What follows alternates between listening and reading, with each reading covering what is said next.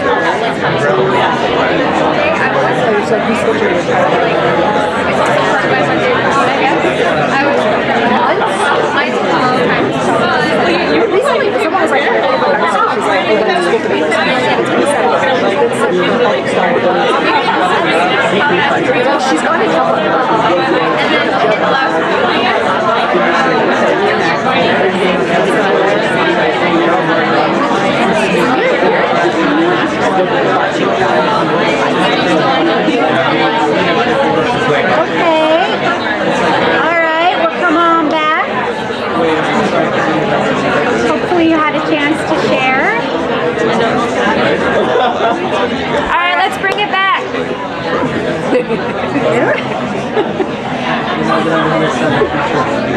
Okay, so we're going to bring that energy inside, and we're going to just take a moment to sit with that intention, the intention that you just shared with your partner.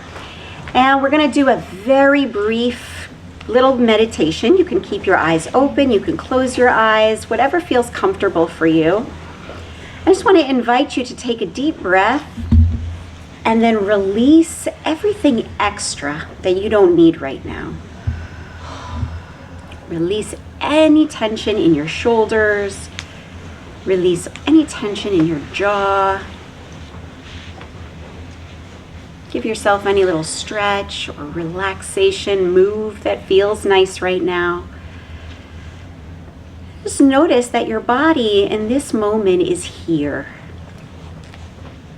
It's here. You're with us. Either you're with us virtually or you're with us in the room. And you just want to invite your mind to be here. Of course, your mind will wander to what's going to happen later, what you need to get done, what happened yesterday. That's normal. But we want to keep gently bringing it back to your intention, to the reason why you showed up here tonight, and to the body that's sitting right here, this moment.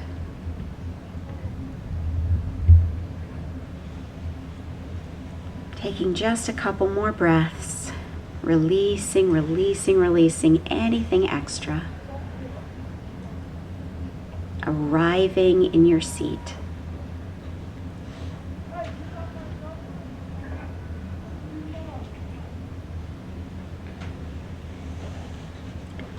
When you're ready, you can open your eyes if they're closed or bring your attention back. All right. Hi, everyone. I'm Hala. I'm so grateful you're all here. Thank you for that. I'm very grateful to be doing this with you. So I wanted us to go into a short free writing prompt. It's going to be the first thing that we do in terms of writing, not the last. And what I want you to meditate on and free write on is the sentence, when things change, I feel blank. So when things change, I feel, and we're just going to take maybe 3 minutes.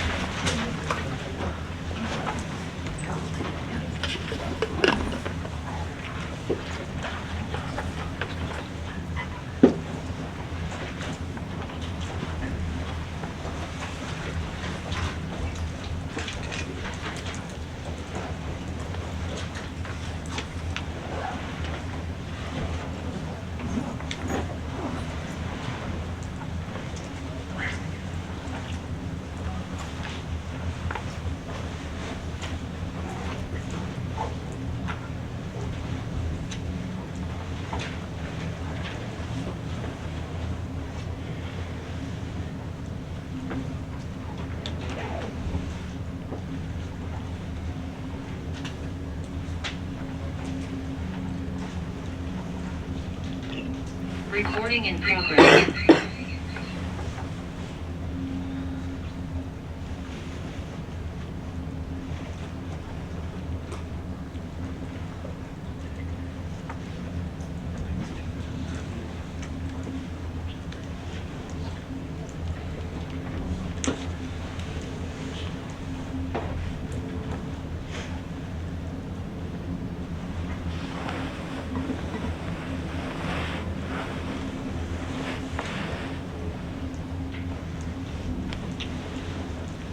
Let's do one more minute.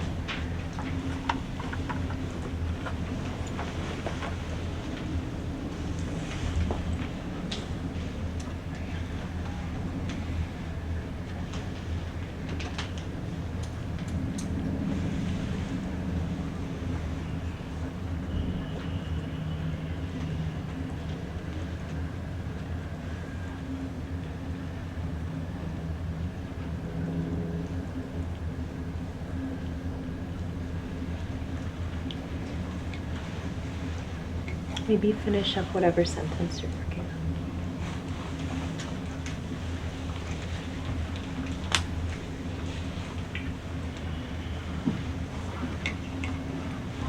on. All right. So when I did this exercise, the very first word that came up for me is scared. Even when it's a good change, I still feel scared. And then usually what would come after that for me would be strange, uncomfortable, discombobulated, like disoriented. And again, it almost doesn't matter what the change is, good, bad. I mean, when it's a bad change, that's really hard. It's definitely harder.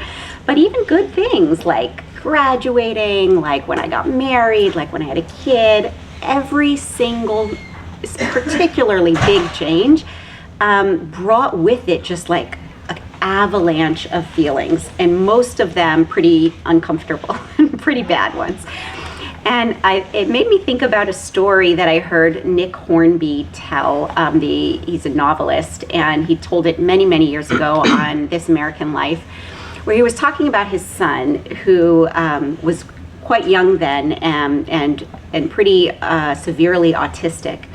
And when he would take his son to the park to play, his son would get so excited to go in the car because he loved the car, and he loved to like name everything that they passed in the car on the way to the park.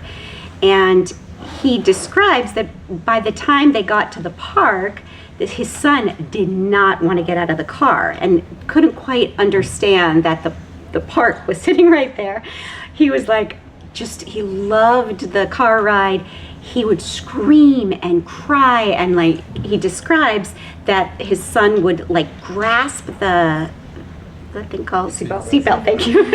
Like hold the seatbelt so tight, and that people in all the neighboring cars would be like, why is this guy torturing this kid? And he would have to pull his body, pry his fingers off of the seatbelt every time.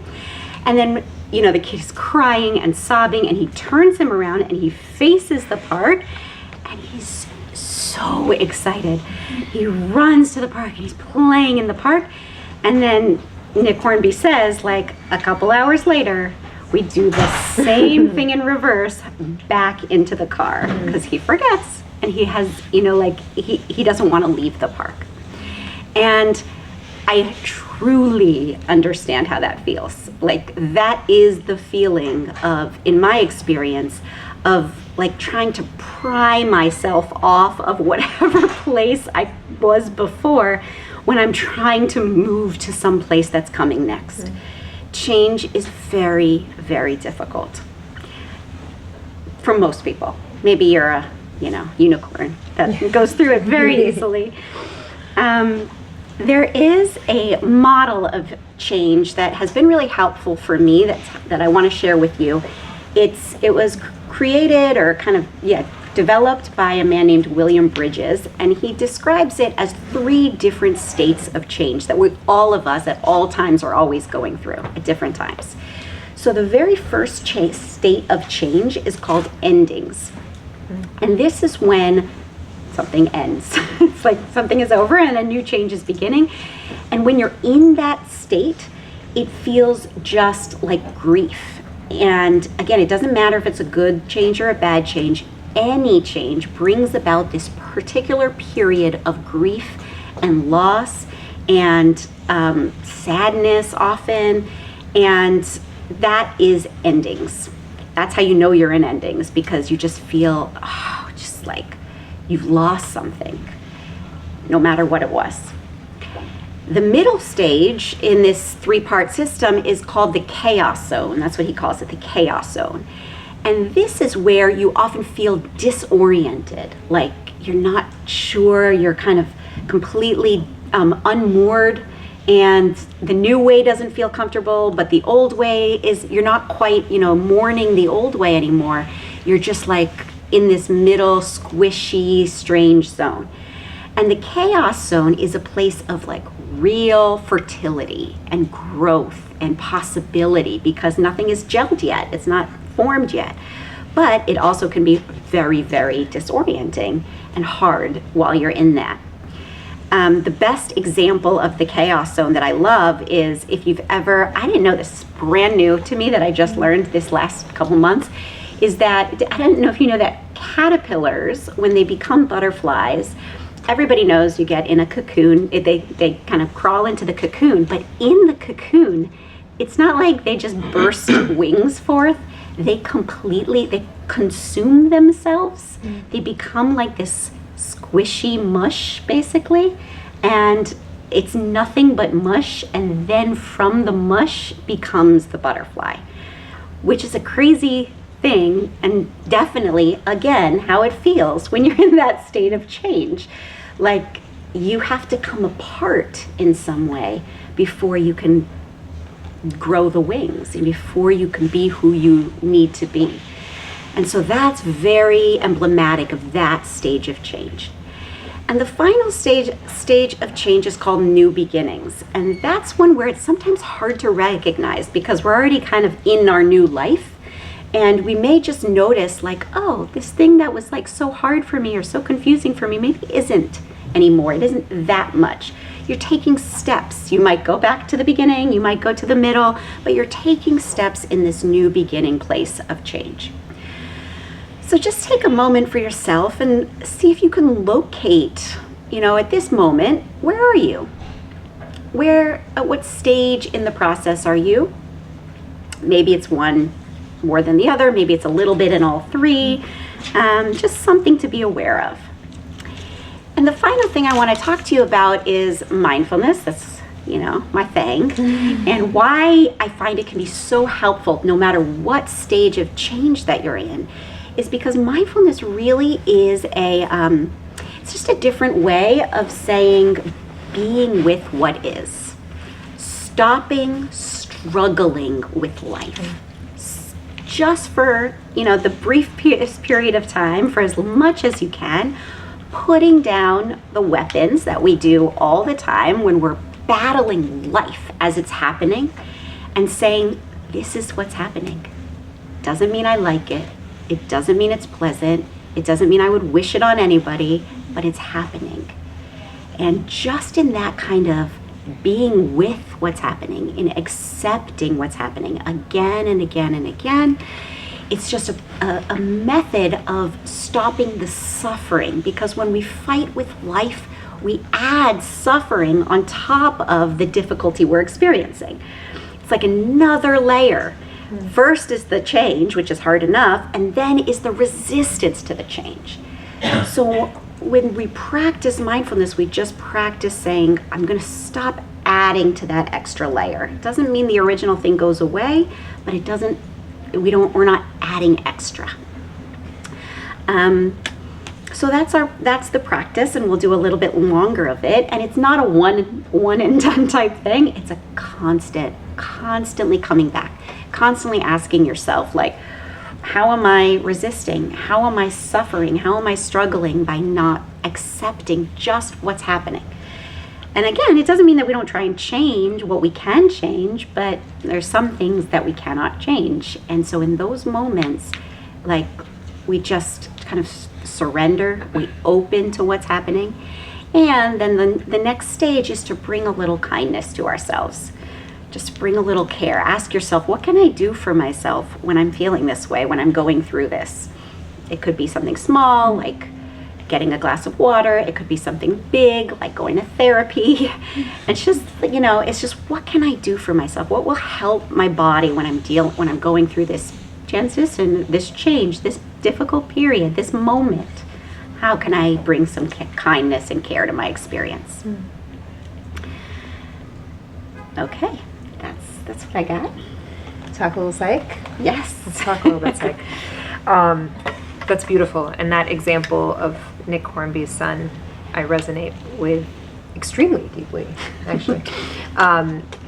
Okay, so I wanted to talk, I think there's going to be a lot of overlap, but I wanted to talk a little bit about change from a psychological perspective. And I guess to preface what I wanted to say is to say the way we interact with change, the way our nervous systems are going to respond to change, like the best predictor of the future is the past, is going to have a lot to do with historically what has been our experience with change, you know? So if you're somebody that has had a lot of trauma in your life, if you're somebody that's had a lot of upheaval, a lot of displacement, et cetera, you are going to be entering periods of change likely with a much more activated nervous system than somebody who has had, you know, relatively positive experiences with change. I wanted to echo something that Yael said, which is that research has actually shown that it is just as disruptive to experience a positive, so losing a loved one can be just as disruptive as the birth of a child.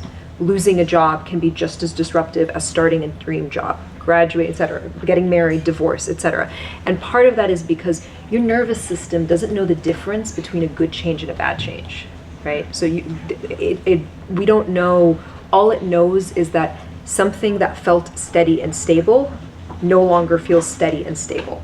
And things that felt predictable, like you could rely on the fact that, like, you know, Monday at 6 p.m. you'd be doing fill in the blank, no longer feels that way. And so it's actually kind of, I really want to highlight this, that it is sort of irrelevant whether the thing in the long run is in the interest, in the service of something, you know, positive or not.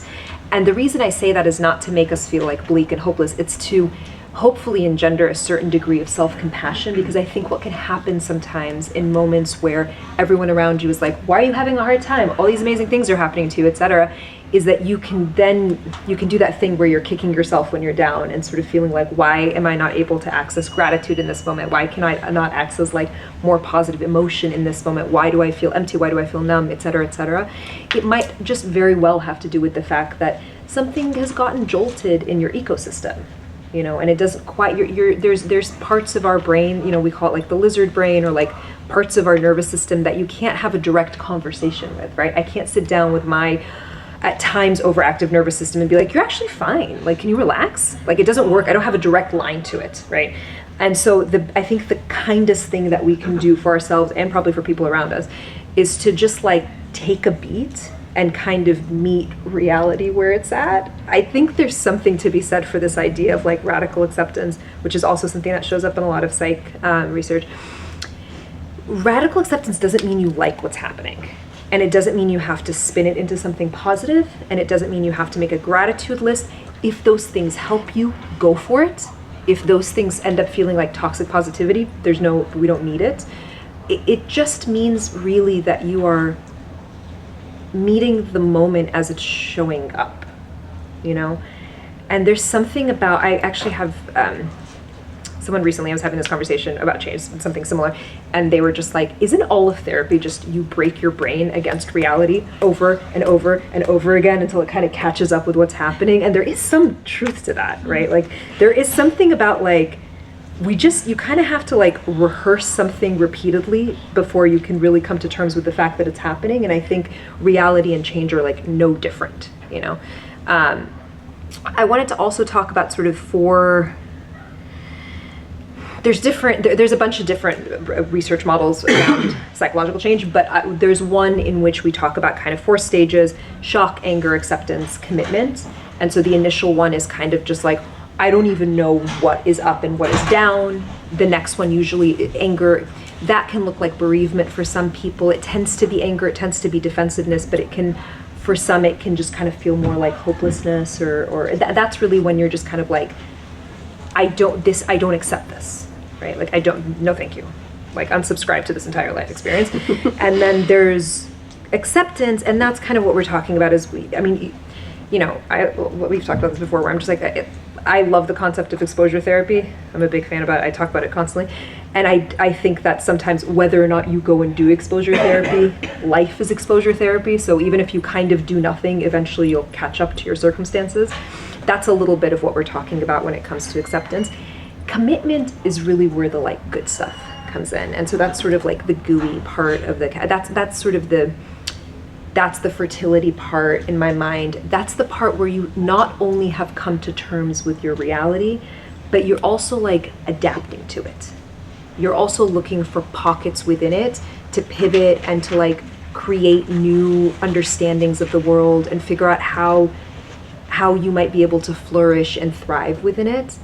That's the part where it starts to feel like you're like coming back to yourself or to your community or to whatever the things are that feel like they're your anchors. I will say just a couple of like, these are just kind of brief things. One is there's something called the uncertainty bias, and that basically means that when something changes in our life, we tend to assume it's negative.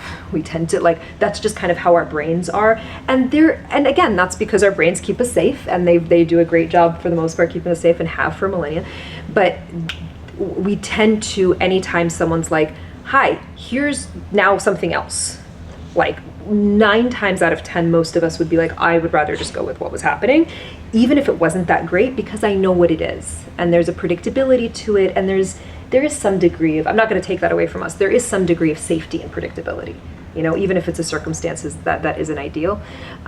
So that's just kind of something to keep in mind, that in general, we tend to overassume the negativity when something like shifts. There's also this idea of like sort of the rebound effect, that when things are trying to change, we tend to then try to control other things. So those are the periods in life where we can find ourselves now trying to overanalyze, over-control, over-obsess about other areas, because we can often feel really out of control in terms of whatever the change is that's happening in that moment. And the ways out are, I mean, I know nobody wants to hear this, right? It's just to like go through it, really. That's sort of the upshot of it. There's not really a fancy, I know you're all like, well, this is a waste of my time. There's not really like I wish I had like a formula for you. I mean, the best thing I can say is that there is something about finding, not relying on trying to overcompensate by controlling other things, but there is something to be said for, in the midst of change, finding what is familiar and dropping into that. Like there's something about seeking spaces of community, seeking spaces of comfort, seeking space. I mean, I think this is a space this is one of those spaces for a lot of people, like returning.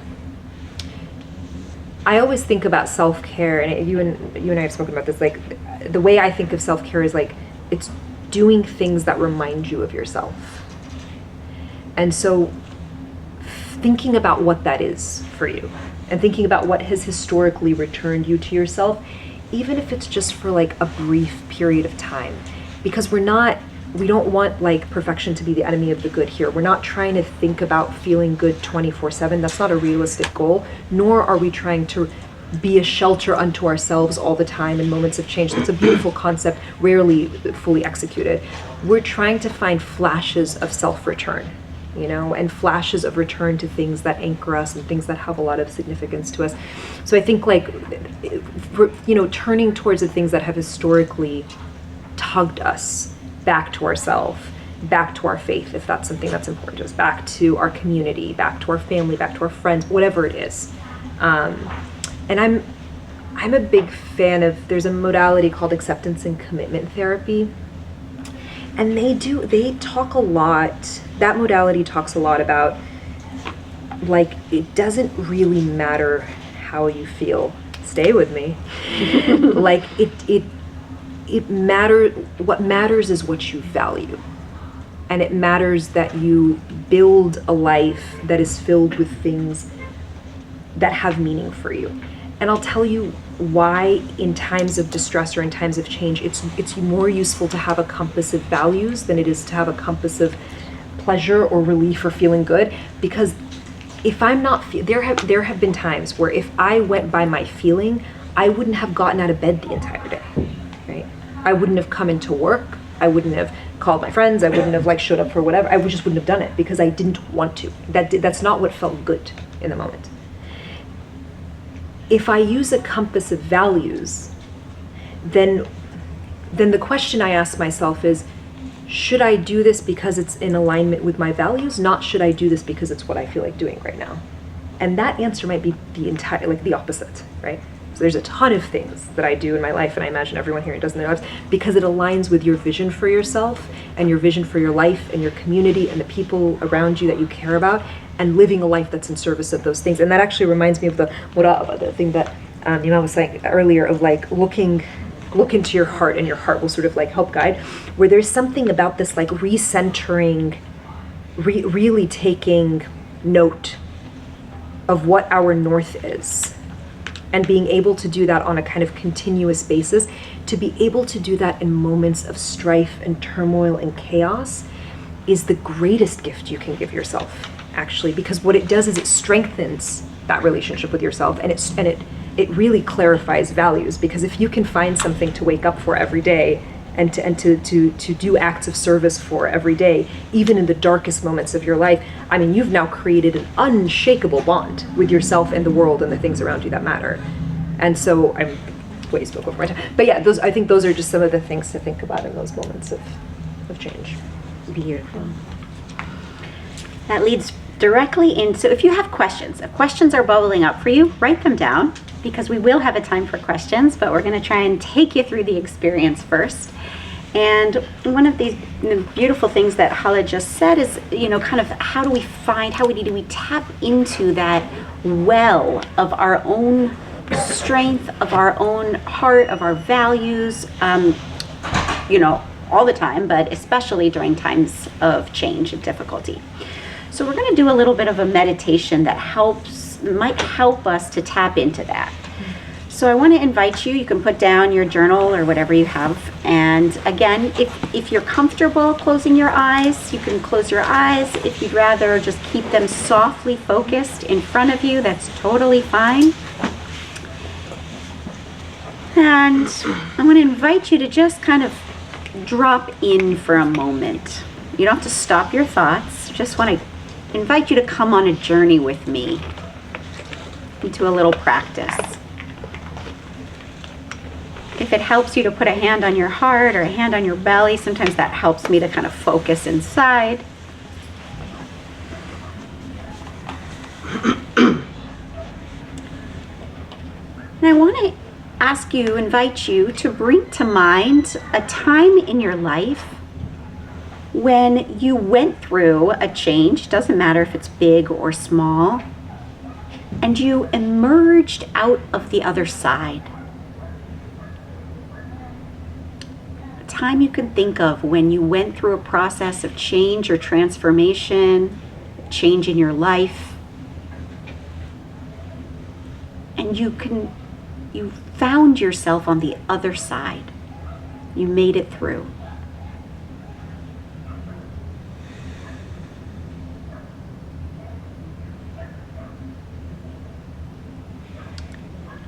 So as best as you can, bring that experience into your mind's eye.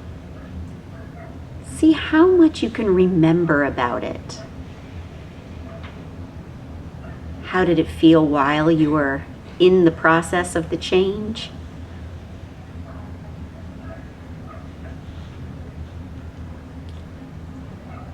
How did it feel once you had moved through it? How did you move through it? You can remember the details. Maybe it was, a short period of time. Maybe it was years.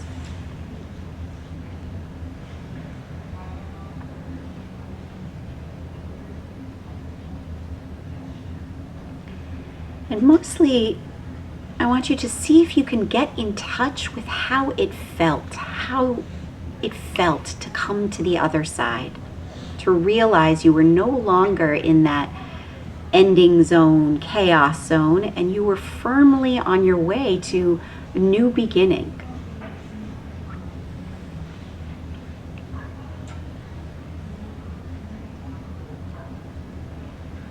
How did that feel in your body?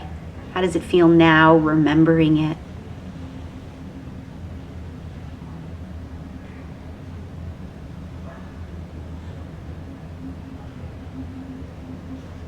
What qualities did you develop in this process, moving through that change?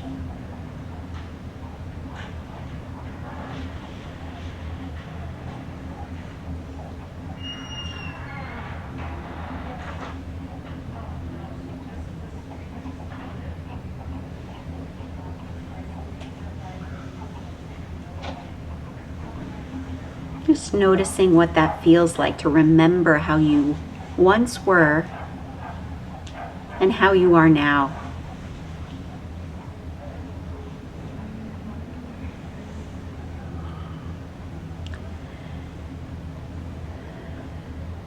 And just keeping that in mind, I want you to now bring to mind a change that you're currently going through.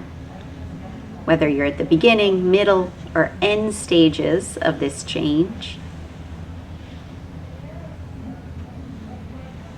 Just notice what comes up for you when you bring up this change into your mind, what feelings, sensations are associated with it.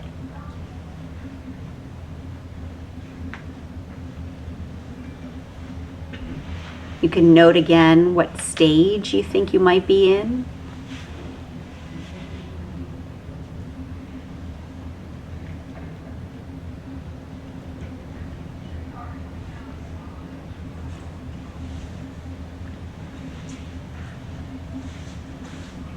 And then drawing back to that first experience with change, or that other experience with change, can you see whether some of the tools that you used or that you employed to get through that earlier experience might be helpful now? Even if it's just to remember that you can do it. That it is possible, that maybe, you had patience, that you found strength you didn't know that was there, that you realized that you have this resilience within you.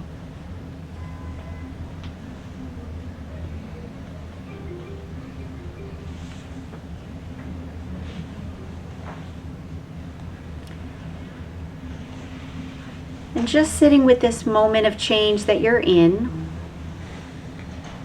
maybe inhaling in the feeling, the quality, whatever it is that might help you in this moment. And if you're not sure, you can just kind of ask, just ask out into the world. If a God is part of your tradition, you can ask God, you can ask the world, the universe, whatever it is. What do you need right now? What do you need to remember?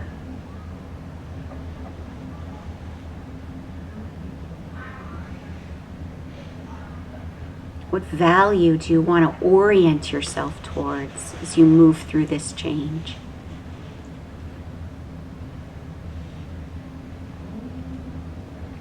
And breathe that in.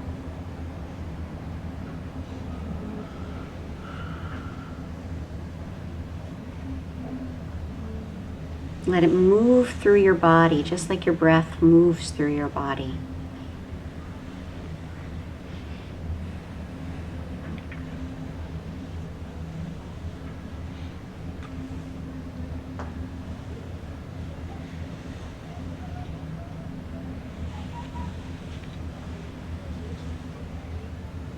I'm going to ring the bell, and when I do, you can begin to open your eyes if they're closed, or bring your attention back.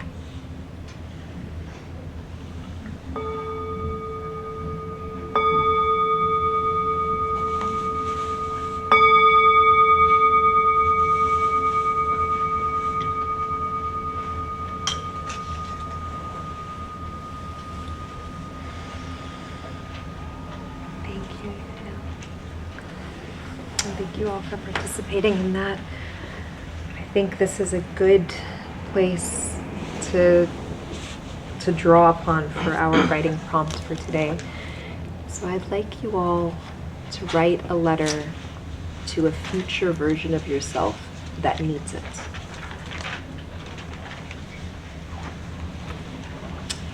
And what I mean by that is, I mean, honestly, you might write a letter to yourself that you need today, and that's fine too. But to tap into, again, best predictor of the future often is the past. So to tap into times of strife or turmoil or change, disorientation, what have you needed? What have you found helpful? What would be a gift you'd like to give yourself today? And sort of draw, it's almost like a cord of light from today you to future you. And then I'd like when you go home, I know, so for those that are tapping on their phones, it's great, but like try to print it out at some point and like actually put it in an envelope and like seal it and like have it be like a physical thing that you can open at some point when you need it, as many times as you need it. So beyond that, only you know what needs to be in that letter. And only you know the best. Nobody knows how to speak to you better than you, and nobody knows what's going to resonate with you better than you. So just write a letter that you think a future version of yourself will thank you for.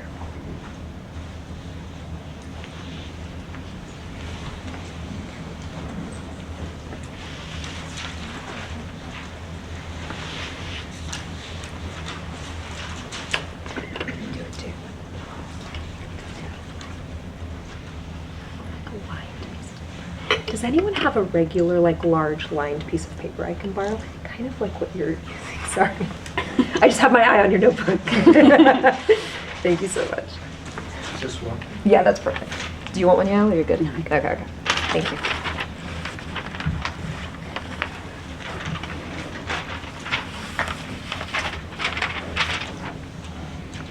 And we'll do, we have until 5, 10, 15. 15 minutes? Yeah. Okay, 15 minutes.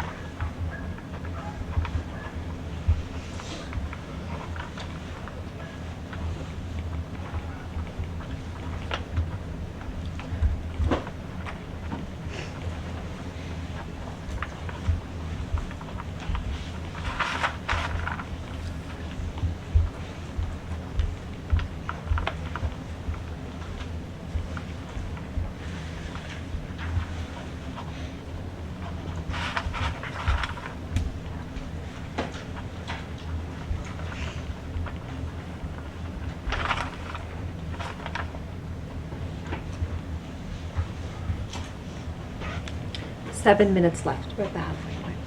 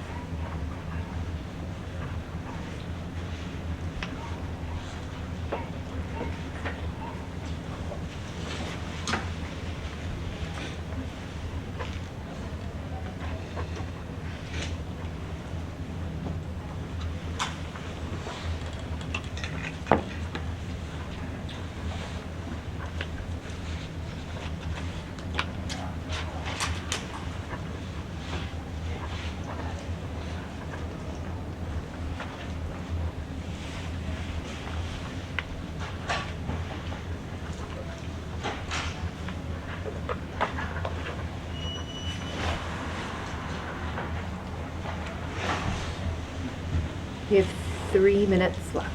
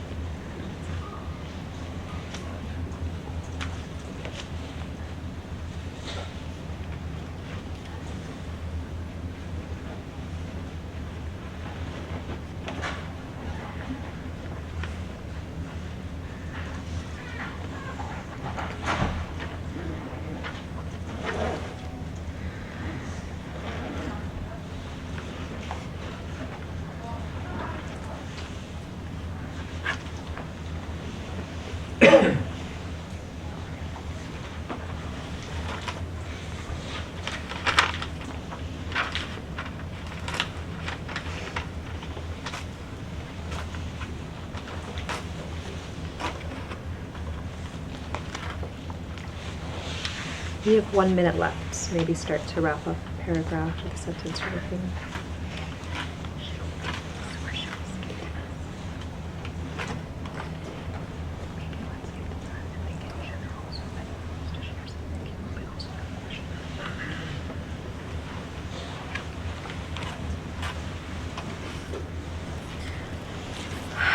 All right, so if you can finish your thought and bring it back.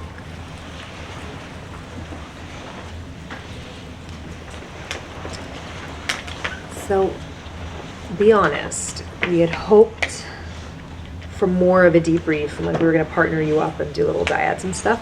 But in the interest of time, what we might do, I think, is sort of combine the debrief with any questions or any reflections or any things that are coming up. And so this is a time that we want to invite you to, if there's anything in particular in your letter that you want to share, or if there's anything about what the experience of writing that letter was like that you want to share, but also if there's any questions or things that are coming up from just like all of the stuff that we've thrown on you in the last hour or so.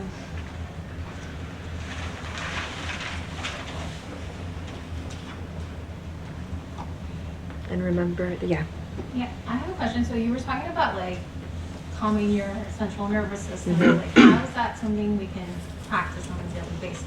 That's a great question. Yeah, because I dabbed into somatic therapy and it was awesome, but how, like what are some things we can incorporate? Because I think that influences on a daily basis. 100%. And actually, I would say if you're in a relatively chill time in your life, there's no better time to be practicing those skills. Like, it's sort of like store up for winter. Mm-hmm. So I think what a lot of us do is we wait for a crisis and then we're like, I gotta go to therapy. I'm gonna like find myself. I'm gonna do this dance class. Like, I think there's something about being like, if you can actually invest in those things when you're feeling well enough, or you're feeling kind of like you have the resources, it pays off. There's a couple of things. You talk about somatic work. So we've even done some somatic work with each other. Yael is like a wonderful teacher of mine. I have not done it for you, but I think I've done somatic experiencing, and I would recommend anybody who feels like they have a trigger happy nervous system or some attachment trauma or PTSD or anything like that to look into that, because I think that's a very quick way to, again, speak to the part of our brains and our bodies and our nervous systems that we don't have a direct line to. And often, I mean, the techniques of it that I've found the most applicable is really like 4-4-7 breathing. So we can do one now, because it's kind of wild how quickly it changes your system. So I'm gonna count you in, I'm gonna count you to hold a breath, and I'm gonna count you to release it, okay? So we're gonna inhale, 2, 3, 4, hold it, 2, 3, 4, and through pursed lips, like you're blowing out candles, exhale, 2, 3, 4, 5, 6, 7. It's interesting, huh? It's like one breath can kind of reset. So I think that's like a very quick way that if you're in a moment of chaos, you can kind of recenter. I think the more day-to-day things that you can do is finding stuff that brings you back to your body, honestly. And I think the reality is that that's going to be different for different people. I think for some people, for most people, I think spending a little bit of time outside every day makes a pretty big difference. I think some form of physical exercise or movement, if that's something that is accessible for you, is something that I would definitely recommend. I think there's just kind of finding your points of anchoring, and I'm sure you speak to this too. It's like, whatever the points of, like you're talking about the heart, the hand over the heart, the hand over the belly, being able to kind of like locate yourself in a room, locate yourself in physical space and time, and doing kind of those quick like check-ins with yourself. I think there's something about learning how to, maybe the best way I can put this is like, you don't know what needs healing or help if you don't pay pick up on it, if you don't even know it's happening. And so to go really back to basics, the best thing that you can do is set like a reminder on your phone, like a little pop-up thing at random times that just goes, where are you right now? How do you feel right now? Where's your body right now? How does your body feel right now? Because usually what happens is that we are 10 minutes into a reaction before we even know that anything happened. But before we even know that there were like, so it's finding ways to slow down and find all of those cues that lead up to whatever each person's equivalent of a meltdown is, right? So it's like yelling at a partner or having a panic attack or whatever. There's usually so many cues leading up to it that we like, if we're not actually slowing things down or in touch with what's even happening in our systems, it's really hard to like pick up on it.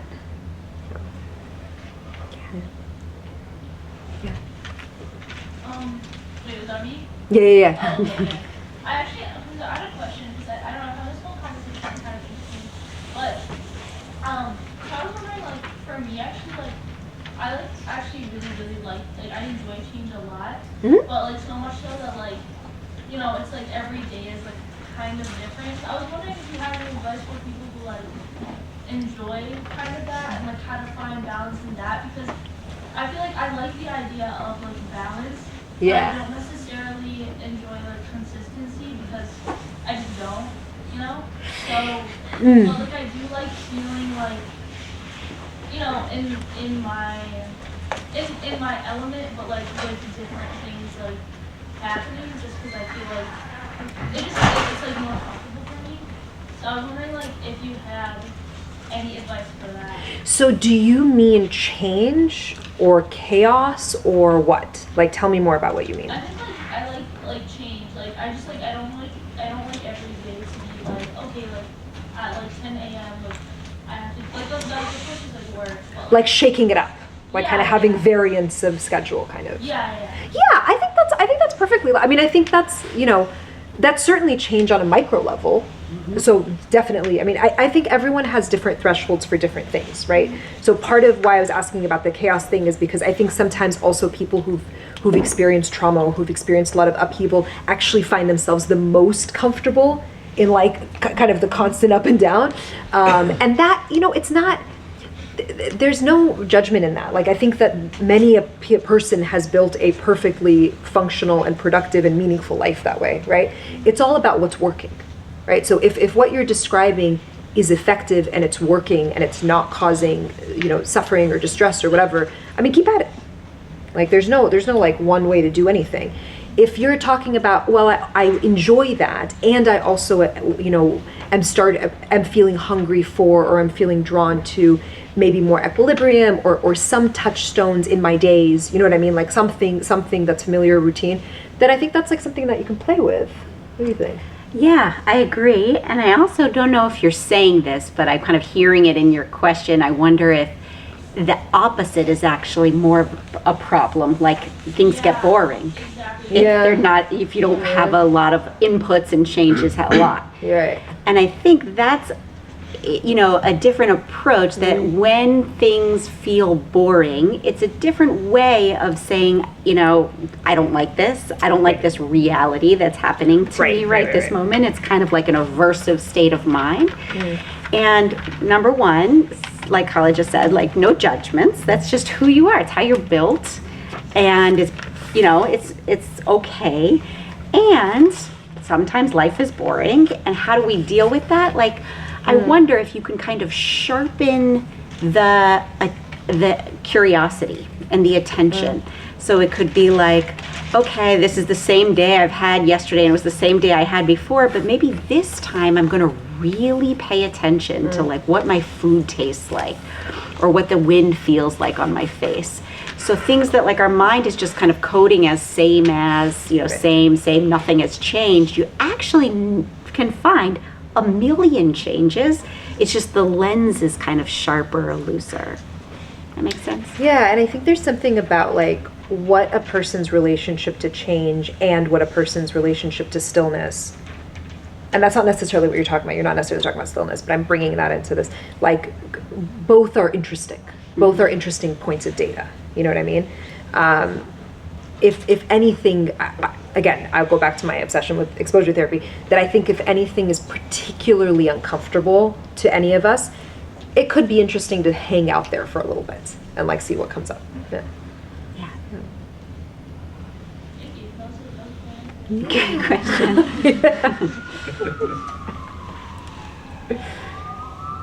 What else? Yeah. Hi. So I think most of us know that mindfulness is good for us, but like all of us do not end up practicing mindfulness on a daily basis, right? Whether it's like meditation or mindfulness writing, right? So why is that, and how can we bridge the gap between thinking and actually implementing that on a everyday basis? Any mental models? Or That's a great question. What can I ask you a little follow-up question? of course. Okay. Why do you think that you don't? Okay, so you know something's good for you. Yes. In this case, mindfulness. But you don't find yourself doing it. What do you think's standing in the way? Why do I need that? Value of it. What value can it bring to my life? Yeah. For me personally, I do practice it like semi-often, but I want to do it every single day.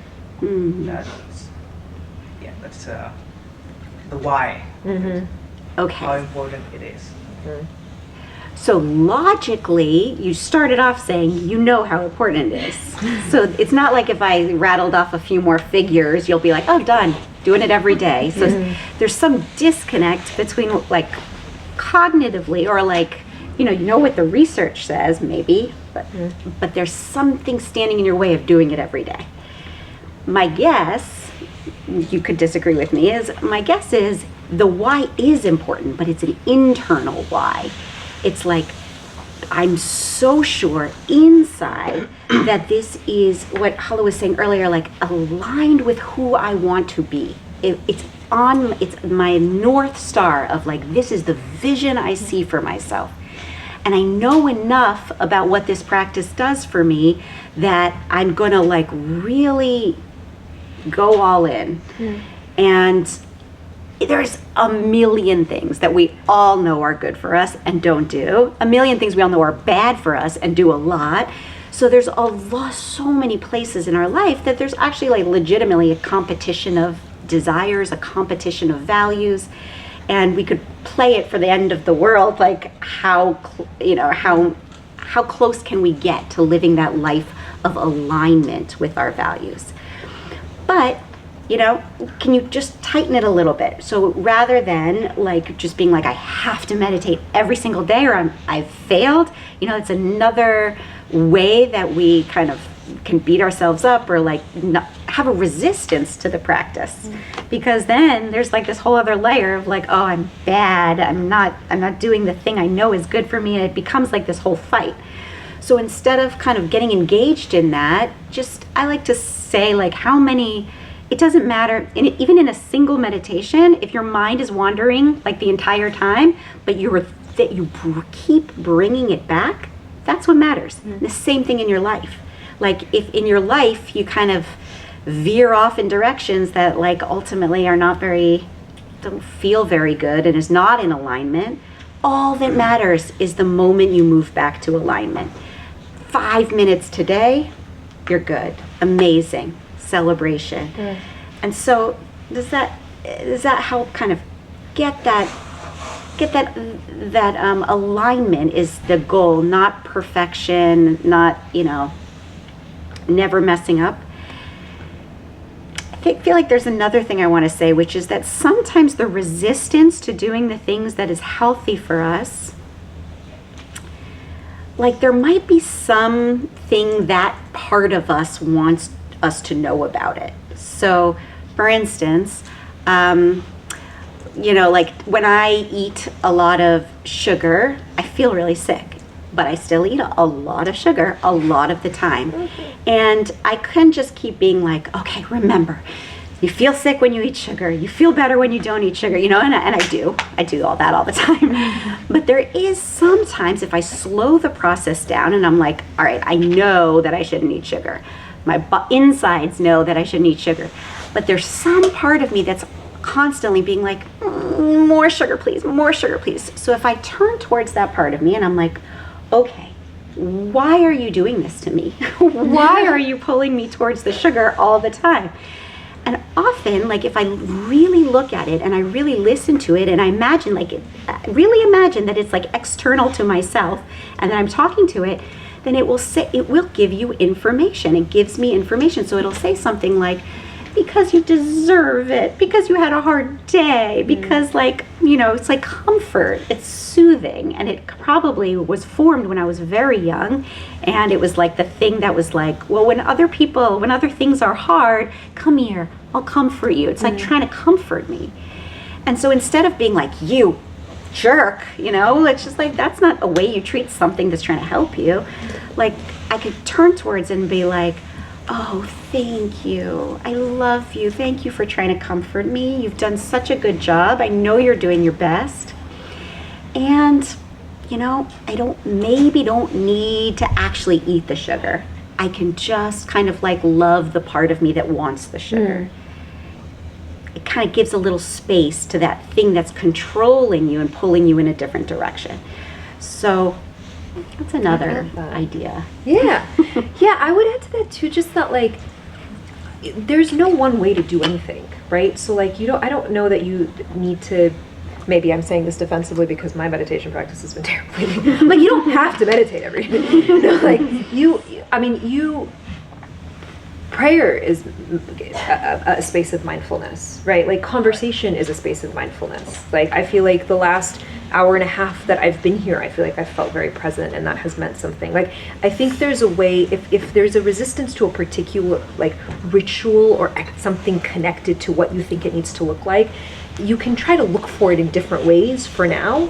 And then the other part of it too is honestly, I feel like all of life is just you forget and you remember, you forget and you remember, you forget and you remember. You know what I mean? Like that's kind of, I think there's something in like surrendering to that and being like, I don't know that the goal of any of this is to reach a place where you're doing everything you believe you need to be doing every second of every day and that's it and we've achieved it. It's about the striving and it's about like the forgetting is just as precious as the remembering because it allows you to remember and allows you to return to the thing, so it's just another thought. So this is more a question for people who are in the habit of journaling. What writing prompts do you feel like have been helpful to you and that you recommend? Because I feel like a lot of times there's one spectrum, it's like, okay, I'm feeling grateful. You list things you're grateful for, and then one day you're like, okay, I'm upset. All the negative things. Right. So how, what are some writing prompts that help you identify those emotions in between? I think that's a great question. I mean, I think so one of the things I would recommend you look into is narrative therapy. If you just even Google narrative therapy prompts, I bet if you're somebody that journals a lot, there'll be a ton of stuff in there you'll like. Narrative therapy does a lot of like writing letters to different parts of yourself. That's something we've talked about. Like you've taught me, like the idea of like if your fear or your dread or your anger like took the mic, what would it say? And then what would you say in response to it? And then sort of this like call and response exercise. I think that there's something about, I really like the idea of like imagined futures and writing towards like imagined futures, but also spending times with like different past versions of the self. I'm very big on like how do we create these like webs of connection between different parts of ourselves. I think I'm trying to think of like others. I feel like you have some good ones too. I was just thinking I don't have any good ones. Maybe other people in the room have good ones. That's a great idea. Yeah, do you feel like you have writing practices or prompts that you've created for yourself? Yeah. I mean, sometimes it's just helpful to just kind of like not like judge yourself or judge anything else, like anybody else around you, and just like go for like what's in your mind. Like even if you're like really upset at something and like feeling like right at like an all happy way or something. Like that like really helps because like it kind of just like it helps you like let go. Totally. You know? Yeah. So, like if anybody in advice, yeah, write an angry letter, but don't send it. Like I think that makes a huge difference.